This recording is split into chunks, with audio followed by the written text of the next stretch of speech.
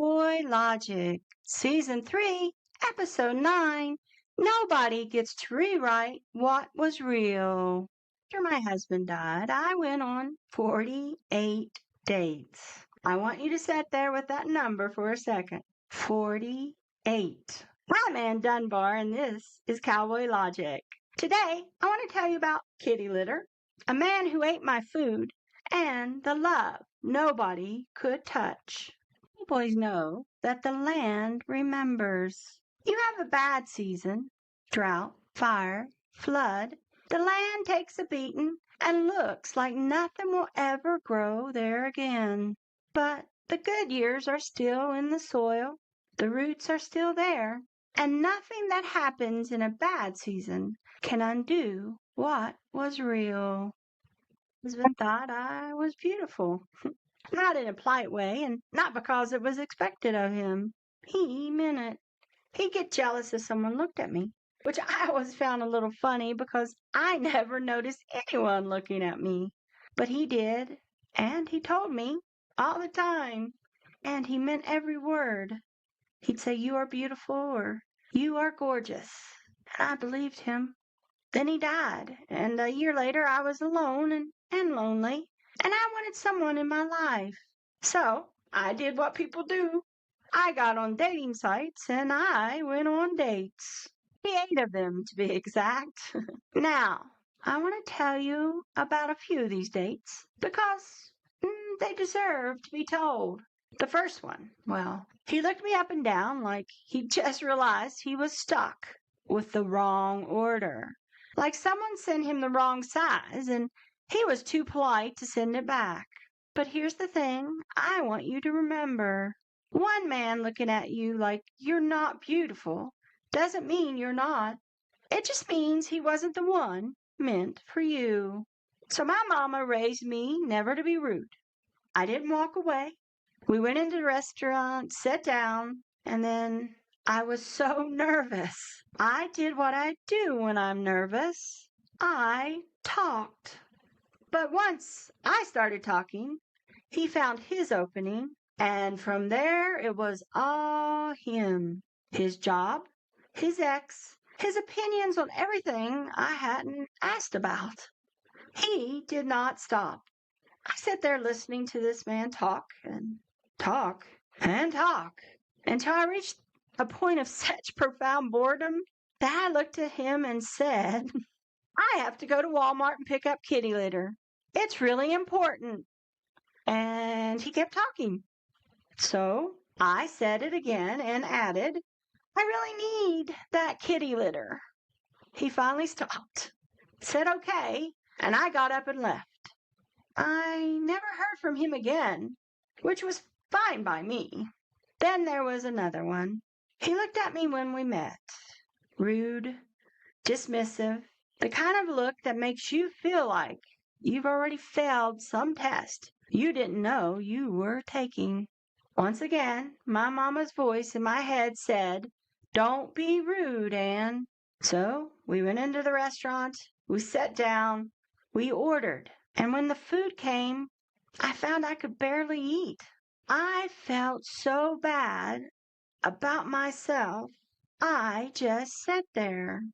He looked at my plate, he looked at me, and then he said, "If you're not going to eat that, I'm going to." And he took my plate, put my food in his plate, and then he ate every single bite. After he was finished, he paid because he said, "I ate it, so I'm going to pay for it." Then he walked out the restaurant and left me sitting there. Thank God I never heard from him again either.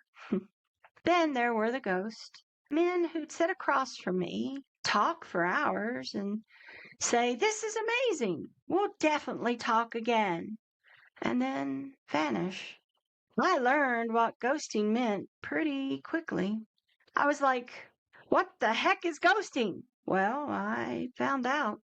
And then there were the ones who turned me into their therapist. They'd sit down and spend the entire date talking about their ex-wives, how terrible they were, or how much they missed them, or how they never love anyone like that again. And I told more than a few of them, you should really go back to her. They look at me shocked. I'm in it, through all of it.